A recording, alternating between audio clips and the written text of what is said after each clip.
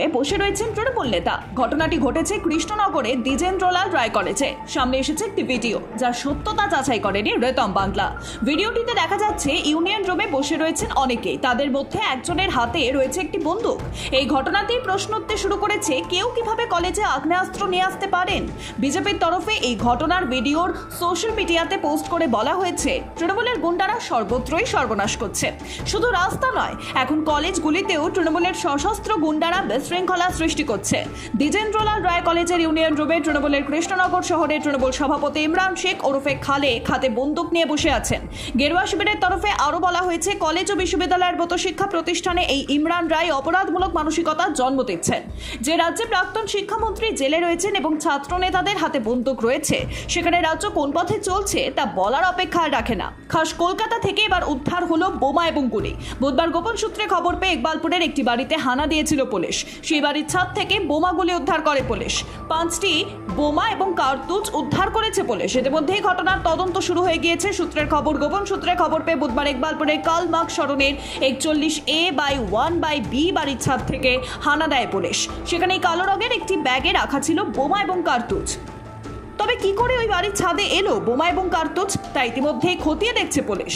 Hamas প্রধান ইসমাইল হানিয়েকে খতম করলো ইসরায়েলের বাহিনী। ইরানে ছিলেন হামাস নেতা, সেখানেই তার উপর হামলা হয় বলে খবর।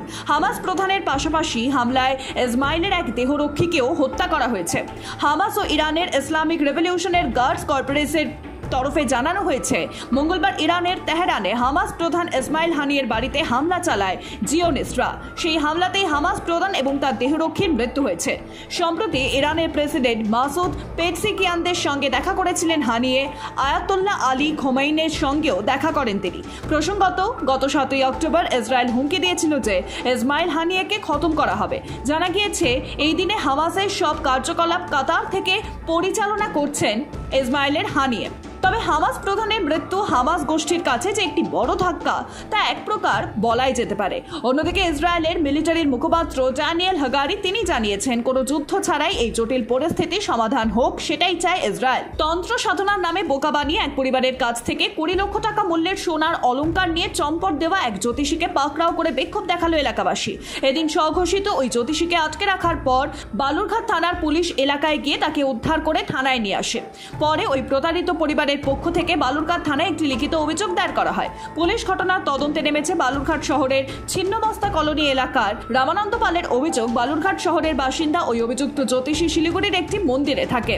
তিনি কয়েক বছর আগে তাদের বাড়িতে এসে রমানন্দবাবুর স্ত্রী মারা যাবে বলে ভবিষ্যৎবাণী করেন।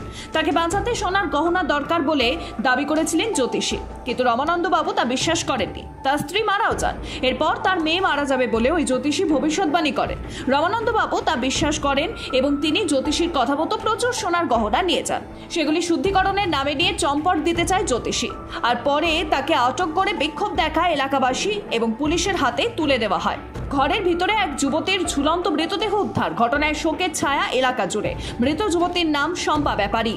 ঘটনাটি ঘটেছে খড়িবাড়ি ব্লকের বাতাসী জীবন সিং জোত এলাকায়। জানা গিয়েছে, কয়েক বছর ধরে অসুস্থ অবস্থায় ছিল শম্পা।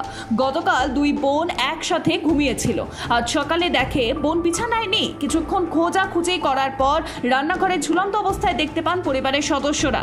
এরপর খবর পেয়ে ঘটনাস্থলে পৌঁছয় খড়িবাড়ি থানার পুলিশ। পরে মৃতদেহ ময়না তদন্তের জন্য উত্তরবঙ্গ মেডিকেল কলেজ এবং হাসপাতালে পাঠানো হয়েছে। গোটা ঘটনার তদন্তে নামছে খড়িবাড়ি থানার পুলিশ। মঙ্গলবার হোয়াটসঅ্যাপে মেসেজ কাউন্সিলরদের। অচেনা নাম্বার থেকে মেসেজ এলেও ডিপি খুবই পরিচিত। ছবিটি শিলিগুড়ি পুর নিগমের মেয়র গৌতম দেবের। জানা গিয়েছে, মেসেজ করে কাউকে জিজ্ঞাসা করা হচ্ছে কেমন আছেন, আবার কাউকে বলা হচ্ছে টাকা পাঠাতে, আবার কাউকে বলা হচ্ছে গিফট চেক পাঠাতে। ঘটনায় অনেকেরই সন্দেহ হয়। এরপরই মেয়রকে সরাসরি ফোন করে বসেন অনেকেই। বিষয়টি আজ করতে পেরেই শিলিগুড়ি সাইবার ক্রাইমের দ্বারস্থ হন মেয়র। জানা গিয়েছে, কেউ একজন মেয়রের ছবি ব্যবহার করে প্রায় সকল কাউন্সিলরকে দিচ্ছেন মেসেজ। সেই মেসেজে টাকা চাওয়ার ঘটনাও ঘটে। এতেই এক প্রকার ক্ষুব্ধ মেয়র। তড়িঘড়ি পুলিশের দ্বারস্থ হন তিনি। সাইবার ক্রাইমে অভিযোগ জানানোর পাশাপাশি পুলিশ কমিশনারকেও ফোনের মাধ্যমে সব কথা জানান মেয়র। ঘটনার তদন্ত শুরু করেছে পুলিশ। মেয়র জানান, এই ঘটনায় কোনো প্রতারণা চক্র জড়িত। পুলিশকে সব জানানো হয়েছে, তদন্ত করছে পুলিশ।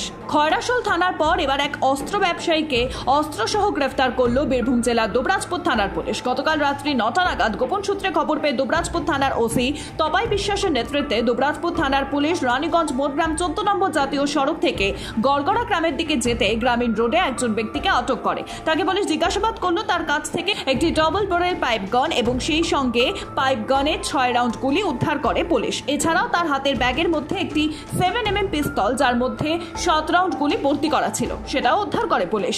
ধৃতের নাম শেখ আইনুল, বাড়ি খয়রাশোল থানার ইদিলপুর গ্রামে। পুলিশ সূত্রে খবর, ধৃত শেখ আইনুল স্বীকার করেছে যে সে তার সহযোগীকে এই বন্দুক, পিস্তল এবং গুলি বিক্রি করতে এসেছিল।